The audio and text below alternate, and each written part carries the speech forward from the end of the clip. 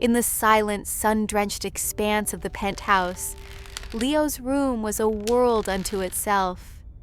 Kyle sat on the floor, a quiet observer amidst the kingdom of a boy who had forgotten how to speak, his gaze resting on a small, careful arrangement of objects near the wall. He slowly, respectfully, took out a small wooden bird, imperfect and worn smooth by a child's hands, and placed it a few inches from Leo's things, a silent offering into the space. From across the room, Leo turned his head, his eyes fixing on the small, flawed bird with an unnerving intensity. The air grew thick with unspoken potential, a question hanging in the balance, right before the story pulls away, leaving you to wonder what that single object could possibly mean. This is T.S. Simple Serene Stories. Before we get back to this touching story, I have a quick question for you. Where are you watching from today? Drop your city in the comments below. And if you believe that humanity and miracles are eternal, do me a favor and hit that subscribe button. Now, let's get back to the story. The call came on a Tuesday. The agency, specialists in placing discreet professionals into the orbits of the wealthy, used a tone that was both reverent and cautionary. Eleonora Vance, Kyle, she's requested you specifically. Her son Leo is enrolled in the International Baccalaureate program, French and Mandarin modules. She feels there's a language barrier. Kyle understood the subtext. The language barrier wasn't French or Mandarin. It was silence. Eleonora Vance's office was less a room and more a statement on the 40th floor, a glass-walled cube that held the sprawling city in its silent, panoramic grasp. She didn't rise when he entered. She gestured to a severe leather chair with one hand, while the other scrolled through something on a tablet that glowed with stock tickers.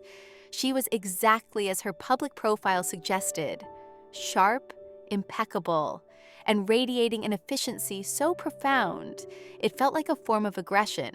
"Mr. Flores," she began, her eyes still on the screen. "Kyle, the agency file says you have a background in developmental psychology as well as linguistics." "Yes," Kale said, his voice quiet in the vast soundproofed space. "My focus was on alternative communication strategies." "Good." Eleonora finally looked up, her gaze quick and analytical, as if assessing a line of code for flaws. "Leo's tutors are the best in their fields. The curriculum is rigorous, but he is disengaged. I see it as a failure in communication, a language barrier. I need someone to bridge it." She made it sound like a network issue, a faulty connection that required a human adapter. Kale's gaze drifted to the corner of her expansive desk. Amidst the sleek integrated technology and minimalist decor, there was a single photograph in a silver frame. A boy with his mother's sharp eyes, but with a smile that seemed to belong to another softer world. The frame was turned slightly away, as if even the memory was too inefficient to face head-on. "I will do my best, Ms. Vance," he said. Her eyes flicked back to her tablet. "That's what they all say. Your contract begins tomorrow. 9 a.m. Sharp." The penthouse was a continuation of the office, a kingdom of cool marble, polished steel, and vast panes of glass that rendered the sky a decorative element. It was beautiful, but it was the sterile beauty of a gallery, a space curated to be looked at, not lived in. Eleonora gave him a tour that was more a series of directives than a welcome, her voice echoing slightly in the cavernous living area. "The tutors work here," she said, indicating a study space with a long white table and ergonomic chairs. "Leo's room is down the hall. He's aware you'll be present during his sessions." She led him to the boy's room and paused at the door. Inside, everything was in its place. The bed was made with geometric precision. The books on the shelves were arranged by size and color. It was the room of a child who had learned not to make a mess, or perhaps not to play at all. Kale's eyes scanned the space, his practiced gaze searching for the small tells, the islands of personality. He found them on a high shelf, almost out of sight. A gray, smooth stone, a tarnished brass gear, and a single faded blue marble. They were insignificant. Yet in this curated world, their very randomness felt like a shout. Leo himself was a ghost in this sterile palace. Kyle would see him moving down a hallway, a small shadow against the light, always silent, always alone. The first crack in Eleonora's armor appeared at the end of Kale's second week. A new behavioral therapist, a man with a booming voice and a laminated portfolio of success stories, was attempting to engage Leo with a set of brightly colored flashcards. Kale sat at the long white table, ostensibly translating a French history module, but his attention was fixed on the scene. Leo was a statue, his gaze locked on a point on the floor, his small body a fortress of refusal. The therapist's professional patience began to fray. His smile tightened. Finally, he turned to Eleonora, who stood observing from the doorway, her arms crossed. "He's being willfully defiant," the therapist declared, his voice resonating with an authority that expected agreement. "It's a classic power play. We need to implement stricter behavioral consequences." As stillness descended, Eleonora's face, which had been a mask of controlled neutrality, hardened into something glacial. She took a slow step into the room. "Thank you for your time, Dr. Albright," she said, her voice dangerously soft. "Your contract is terminated. Please see yourself out." The therapist blinked, his professional bluster deflating in an instant. He stammered a protest, but Eleonora had already turned her back on him. After he had gathered his things and retreated in a cloud of wounded pride, the silence he left behind was heavy and profound. Eleonora stood for a long moment, staring at the space the man had just occupied. Kyle remained at the table, not moving, barely breathing. He expected her to retreat, to wall herself back up in the cool fortress of her office. Instead, she spoke, her voice tight with a frustration that felt ancient. "Everyone sees a problem to be fixed." She wasn't looking at Ketil, but at the city beyond the glass, a city that bent to her will every day. "No one," she said, her voice dropping to a near whisper, "sees the child." It was the first time she had said anything that wasn't a directive or a data point. It was a confession, an admission of failure that hung in the air between them. In that moment, she wasn't a CEO and he wasn't her employee. They were just two people, standing on opposite sides of a vast echoing silence, staring at the child it had consumed. The dismissal of the last therapist marked a shift. Eleonora paused her relentless search for a cure, leaving a vacuum of quiet in the penthouse. The endless parade of specialists ceased, and into this new silence, Kale's unobtrusive presence expanded. He did not push. He arrived at 9 each morning, took his seat at the long white table in the study, and focused on the Mandarin and French curriculum modules. He became a piece of the penthouse's quiet furniture, a constant that demanded nothing. And in this environment of low expectation, Leo began to emerge from his fortress. The first overture was almost imperceptible. Kale returned from making coffee to find a single black chess pawn, standing sentinel on the corner of his laptop. It was a stark, solitary figure against the brushed aluminum. He felt a jolt, the quiet thrill of a first contact. His training, his years with Lena, screamed at him to analyze, to question. Instead, he did nothing. He simply acknowledged the pawn's presence with a slow nod to the empty air, moved it carefully to the side of his desk, and resumed his work. It became a ritual. A small, tarnished screw one day, a playing card The two of spades, the next.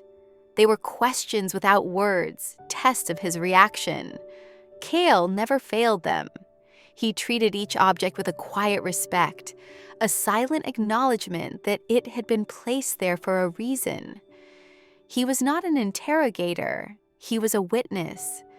This slow, patient dance continued for weeks, a language of things unfolding one object at a time.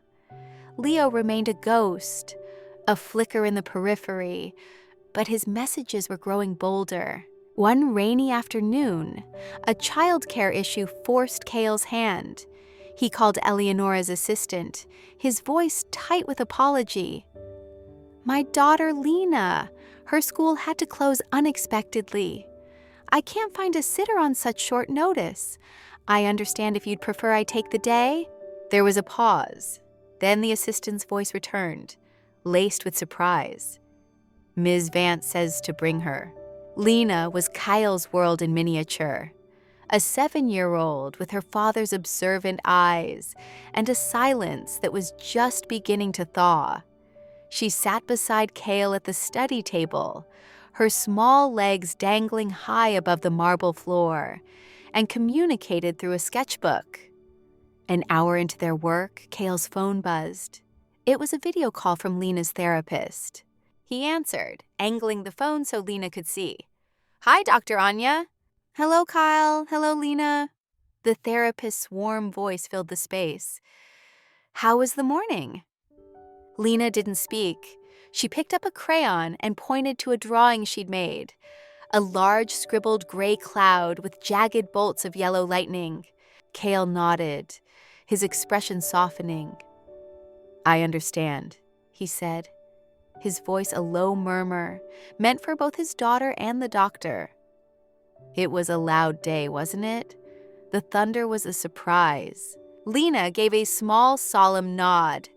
The audience for this exchange was meant to be 2, but it was 3. From the doorway of the hall, Leo stood half-hidden, watching. He wasn't looking at Cale, but at the sketchbook, his eyes wide with a look of startling recognition. He had seen his own language spoken in a different dialect. He held his ground for a long moment before melting back into the shadows. But the connection had been made. That night, Cale opened a new notebook. He sketched the black pawn from memory. Loneliness? A soldier, small and alone? He drew the tarnished screw. Something broken? Something that holds things together? He was applying the same painful, painstaking methodology he'd used for 3 years with Lena. It was a lexicon of guesses, a dictionary of maybes, built on the faith that every object, every gesture, was a story waiting to be read. Eleonora, meanwhile, was adrift in the new quiet. The lack of appointments and expert consultations gave her more time, but the time felt empty, hostile. It forced her to see the silence not as a problem to be solved, but as a presence in her home, a guest that would not leave. Her work became a refuge, a place of clean data and predictable outcomes. She stayed later at the office, losing herself in acquisitions and market projections, returning to a penthouse that felt less like a home and more like a monument to her failure. One night she returned well after midnight, the weight of a 14-hour workday pressing down on her. The apartment was still, bathed in the cold ambient light of the city. She walked past Leo's room and paused, an old habit. Pushing the door open a crack, she saw him asleep, a small lump under a vast white duvet. A flicker of movement on the floor caught her eye. She knelt, her expensive suit jacket brushing against the plush carpet, and then she saw it. Under the bed, pushed deep into the shadows, was a world. It was an intricate, deliberate arrangement. A line of polished black stones formed a defensive wall. Behind it, a cluster of gears and metal hardware lay like a broken machine. In the center of it all, the blue marble, the one Cale had noted from the high shelf, was surrounded by a circle of upturned rusted nails. It was not a mess. It was not a child's forgotten toys. It was an installation, a diorama of despair. She felt a chill that had nothing to do with the air conditioning. It was the visceral, terrifying realization that you are an illiterate in your own home, in your own son's life. This was a language, complex and painful, and it had been spoken for months, for a year, right under her feet. Her hand trembled as she pulled out her phone. The instinct was automatic, the reflex of a CEO facing an unknown variable. Gather data. She turned on the camera, the shutters click sounding like a gunshot in the silent room.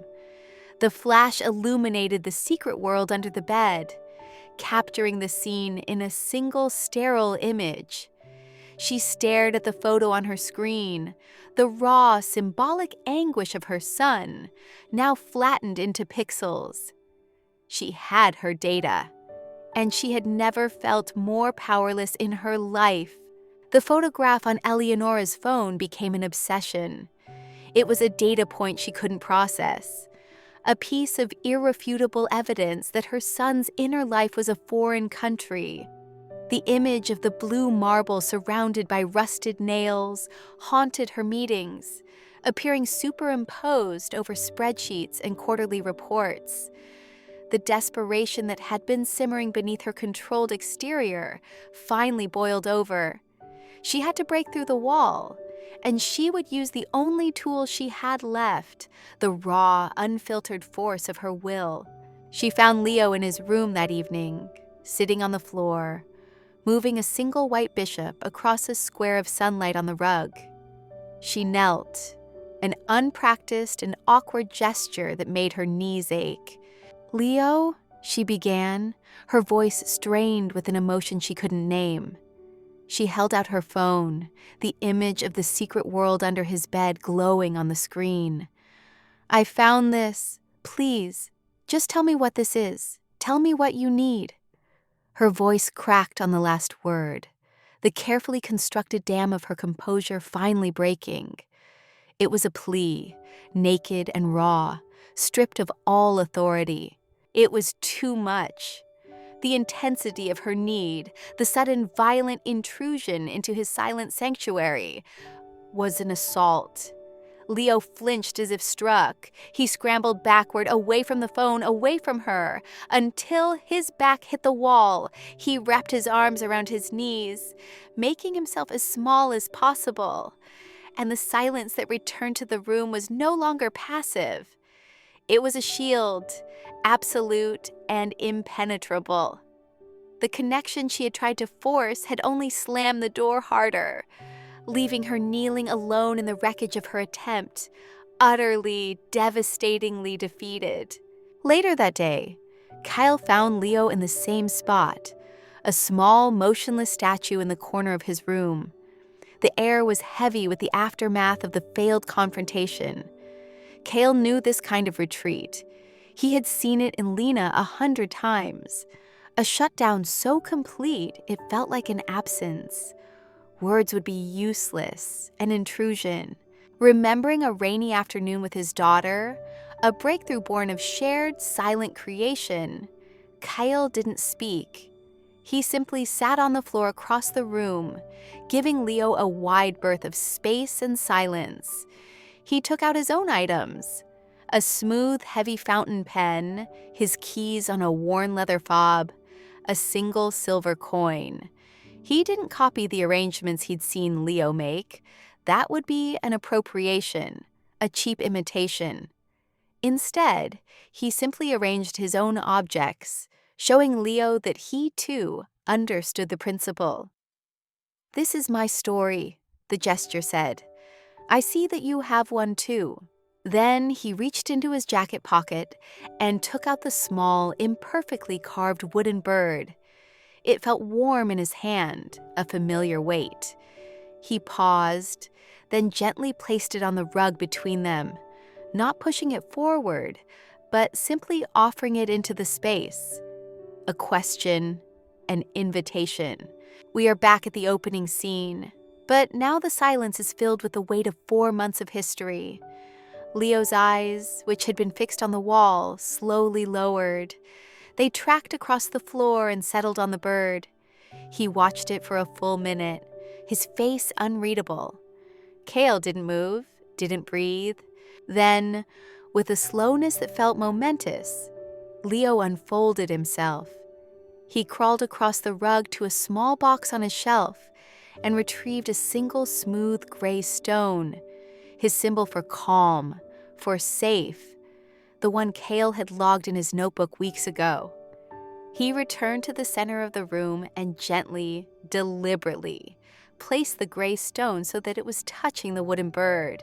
It was the first time he had ever allowed another person's piece into his world. It was an answer. It was acceptance. A small sound from the doorway made Kyle look up.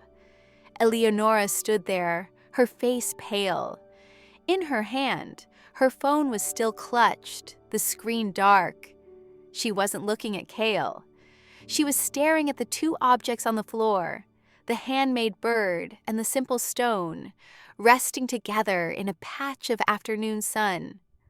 Her eyes, sharp and analytical, traced the impossible connection between them, and for the first time she saw the months of quiet observation, the failed specialists, her own desperate, clumsy intrusion, and this one quiet man who had succeeded where all her power and wealth had failed.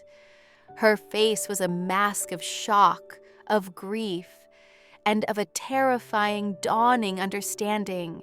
Kale's voice was barely a whisper, but it cut through the silence like a blade. "It's not a code, Ms. Vance," he said. "It's a story." The next morning, the blinding light of the penthouse felt different, harsher. The revelation had stripped the glamour from the glass and steel, leaving only a cold, hard glare. Eleonora found Kyle in the study, a fresh pot of coffee untouched beside him. She approached not as a CEO, but as a supplicant. The armor of her authority was gone, leaving a woman who looked tired and profoundly lost. She held out her phone, the screen displaying the photo she had taken under Leo's bed. The secret, heartbreaking diorama. Her hand was steady, but her voice was not. "I thought it was chaos," she admitted, the words tasting like ash in her mouth. "A mess, some kind of bizarre, angry game. I don't know what I thought." She finally looked at him, her sharp eyes clouded with a humility he had never seen. Can you translate?" The lessons began that afternoon. Kyle brought out his private notebook, the one filled with sketches and tentative theories, a testament to 3 years of patient listening. He laid it open on the vast dining table, its worn pages a stark contrast to the flawless marble surface. He explained what he had learned, the grammar of proximity, the emotional vocabulary of color, the way a chess piece could be a soldier and a gear could be a broken promise. Eleonora, the titan of industry, became a struggling student. Her instincts, honed over a lifetime of command and control, betrayed her at every turn. She tried to systematize it, opening a new spreadsheet on her tablet. Okay, so a blue marble equals sadness. A black stone is fear. If we can quantify the variables... It doesn't work that way, Kyle interrupted, his voice gentle but firm. It's not a code to be cracked. It's a feeling to be understood. You have to listen with more than your ears. The phrase was borrowed from Lena's first therapist, a woman who had saved them both, and it felt right to use it here. Her first attempt was a disaster. Armed with a few of Kyle's interpretations, she approached Leo, who was sitting with a small collection of items. She saw a tarnished brass key. "The key means home," she said, her voice too bright, too certain.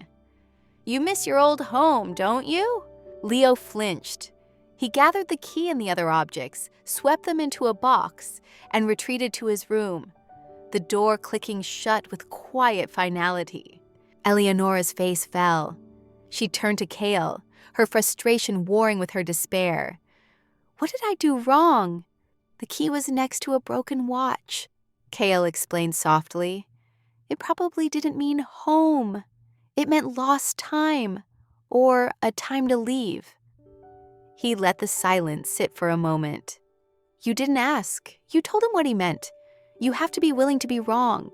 For Eleonora Vance, a woman whose entire empire was built on being right, it was the hardest lesson of all. She had to unlearn a lifetime of providing answers, and instead learn to simply sit with a question. She began to spend hours just observing, her tablet and phone forgotten, her world shrinking to the size of a few small objects on a rug. The climax arrived on a quiet Saturday afternoon. There were no tutors, no calls, no distractions. Kyle was present, a silent observer from the study, giving them space. Eleonora entered the living area where Leo was sitting on the floor, not far from the window. She had been thinking for days about what her own objects would be, what pieces of her own story she could offer. She knelt, her movements slow and deliberate. She did not use his objects. She used her own. First, she placed her sleek, expensive fountain pen on the floor, the one she'd used to sign deals worth billions. It was her work, her power, her identity. Next to it, she unclasped a single brilliant diamond earring and set it down, a glittering symbol of her wealth, her success, the hard, bright shell she had built around herself. Finally, she took a simple, worn brass key from her pocket. It wasn't for a safe or a luxury car. It was the plain, unassuming key to the penthouse's front door. She looked at the three objects, a trinity representing her entire life. Then, with a deep, shuddering breath, she pushed the plain brass key forward, separating it from the pen and the diamond. She slid it across the floor until it stopped a few inches from her son. She offered no explanation, no words. The gesture said everything. This is all that matters. Not the power, not the money, just this. A home with you.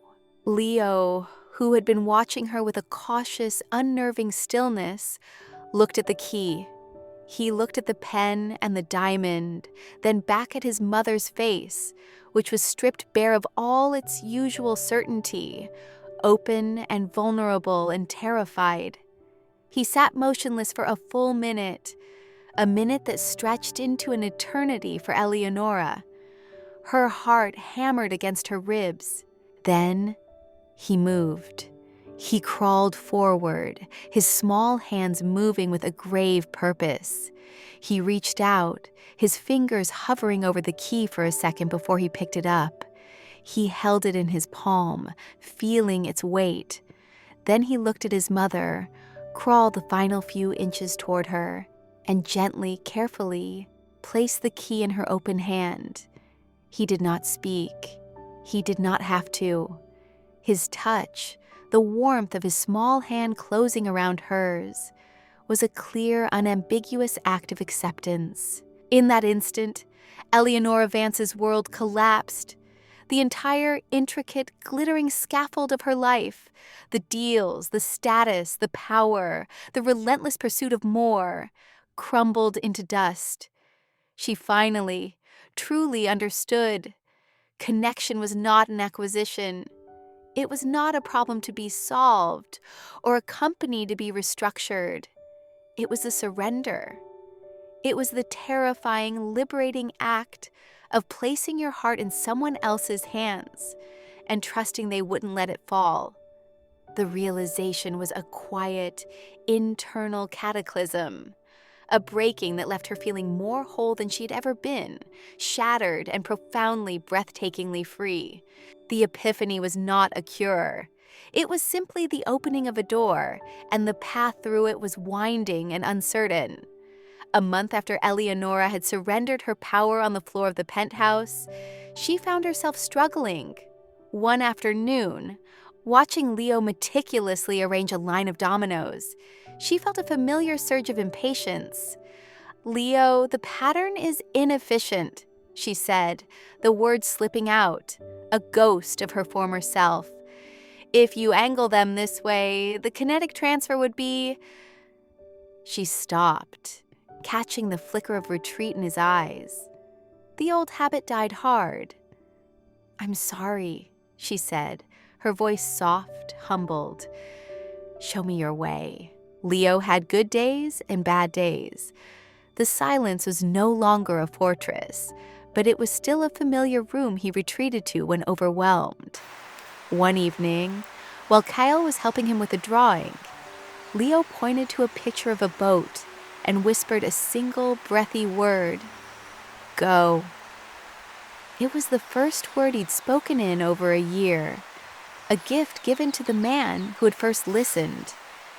He remained silent with his mother, but now it was a silence that felt different, less like a wall and more like a space waiting to be filled. The Grand Kale Institute never materialized. Instead, Eleonora used a small portion of her resources to establish a modest, grant-funded project called the Object Language Initiative. It had a small office downtown, and Kale was its lead consultant. He often felt a quiet sense of panic, a touch of imposter syndrome when faced with academic papers and formal proposals. He was not a theorist. He was a father who had learned to listen out of love and desperation. His expertise was real, but it felt borrowed from the quiet courage of his daughter. The resolution was not an ending. It was the acceptance of an ongoing process. The final scene unfolded not in the sterile penthouse, but under the dappled light of the trees in a nearby park. It was a warm Sunday, and the four of them, Kale, Eleonora, Leo, and Lena, were spread out on a large picnic blanket. There was little conversation. Instead, they were engaged in a new shared ritual. They collected things from the world around them: a fallen oak leaf, a smooth gray stone, a brittle twig, a vibrant yellow wildflower, and brought them back to the blanket. Together, they were co-creating a story, their hands moving in a quiet, collaborative dance. Lena, with a newfound confidence, placed a feather next to a piece of bark, creating a bird on a branch. Kyle added a circle of pebbles around it, a nest. Eleonora, after a moment of quiet contemplation, found a shard of dark, smoky glass from the path and placed it near the nest, a storm on the horizon. Leo, who had been watching everyone, picked up a single perfectly smooth, warm stone. He crawled across the blanket to where his mother sat watching him, her face open and patient. He didn't look at her, but at her hand, which rested on the blanket. Gently, he placed the smooth stone next to her fingers. A simple, profound statement. "You are my calm. You are my safe place." Eleonora looked down at the stone, then at her son. A genuine, tired, and deeply hopeful smile touched her lips. She didn't need to translate. The story concluded there, on a blanket in the park, not with a triumphant resolution, but with a quiet, difficult, and beautiful beginning of a new language being learned, together. Thank you for taking a quiet moment with us. Every story is a journey, and we're so glad you joined us for this one. We believe stories are a way to connect, even when we're apart. If you felt a connection to this tale, we invite you to subscribe and become part of our growing circle. Our question for you today is, what's a simple moment of peace you've experienced this week? Share it in the comments. Let's fill this space with serene moments. Until the next story, be well.